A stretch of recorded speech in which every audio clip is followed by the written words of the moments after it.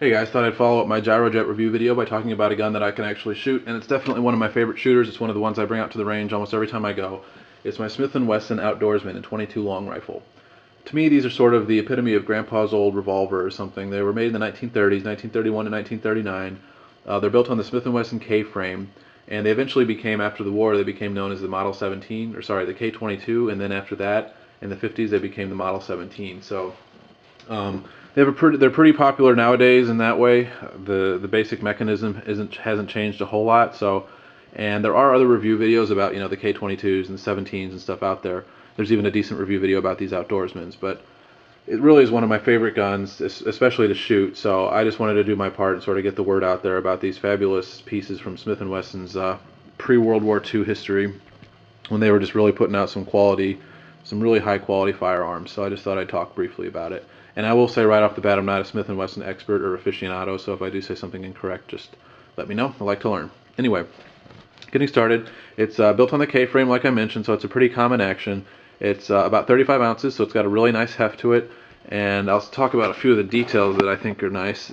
First, Smith & Wesson fans might understand this. It's got 5 screws, 1, 2, 3, 4, 5, which was obviously common before the war and everything, and it's got a pin barrel, which is another hallmark of the older Smith & Wessons.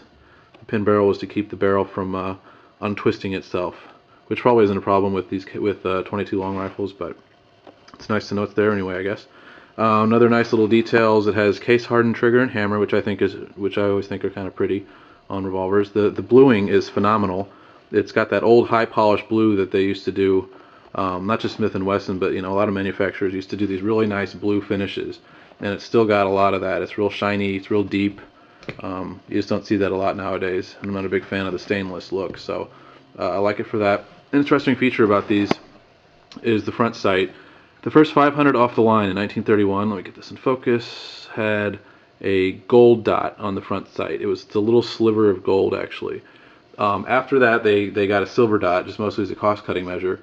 But eventually I'd like to find one with the gold dot. And unfortunately I just checked on Gunbroker, and I missed a gold dot one just by a couple weeks. It sold a couple weeks ago for $755, I think it was. So one of these days I'd like to replace this with the gold dot. I just think it's a cool feature. Also, there aren't many criticisms of this gun, but one is maybe just that the silver dot doesn't always stand out as much as it should. I'll give you a quick look at the sight picture.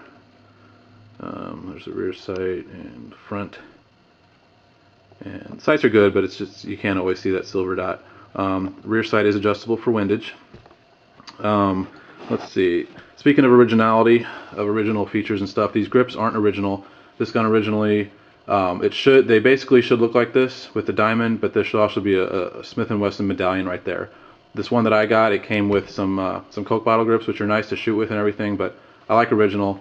And I found these at a gun show, and they're close enough, I guess, but if I ever see one with the medallion, and if you guys out there have a spare lying around, a spare set with the medallion and the diamond, and they look like this, please let me know.